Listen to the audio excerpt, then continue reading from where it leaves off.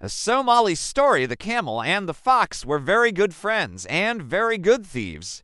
One day, the two friends decided to cross the river so that they could travel to a nearby farm to steal food.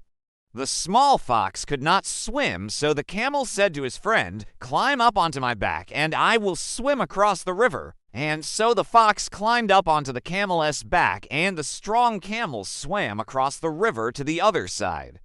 When they had crossed the river, the camel and the fox made their way to the farm.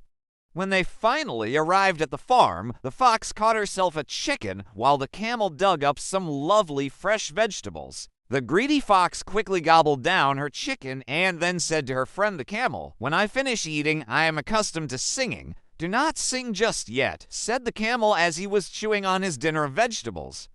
"I have not yet finished eating, and if you sing then the farmer will hear you.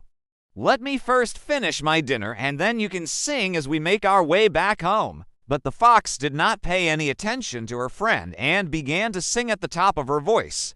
The farmer soon heard this singing and came running out of his house waving a large stick. "I will teach you to steal from me," exclaimed the angry farmer. Because the fox was so small and nimble, she was able to run away from the farmer. But the poor camel was very slow and still in the middle of eating his dinner, and so he did not see the farmer until it was too late. The angry farmer set upon the camel with his large stick, and the poor camel received many blows to his legs and back before he was finally able to escape.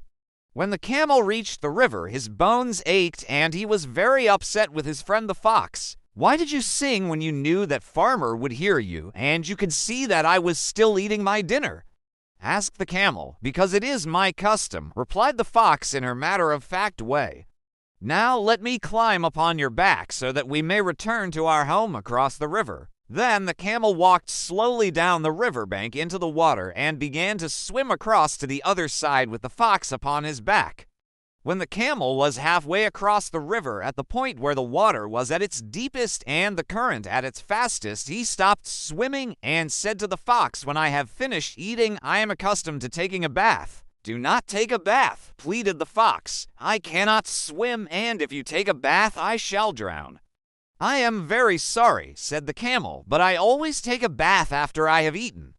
It is my custom," and with that the camel lowered his back into the deep water until the fox lost her grip on his back and began to splash around helplessly against the fast current. "Help me," cried the desperate fox. "I am drowning, I am drowning." The camel asked the fox, "Are you sorry that you were so selfish and caused me to be beaten by the farmer?"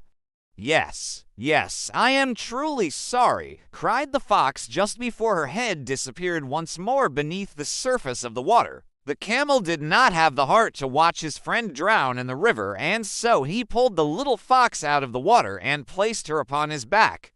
Then the camel swam the rest of the way across the river and climbed up the bank and onto the warm grass. The fox realized that she had been very selfish and said to her friend, "I am so sorry for what I did, and I promise that you can trust me forever, and that is that.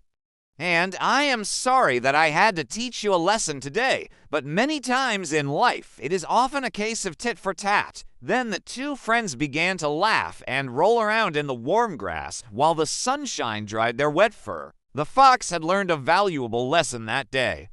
She had learned that it was not good to betray a friend, and that if you do wrong by somebody, then somebody might well do wrong by you. It was indeed a lesson of tit for tat. Don't forget to like and subscribe to our YouTube channel to receive all that is new.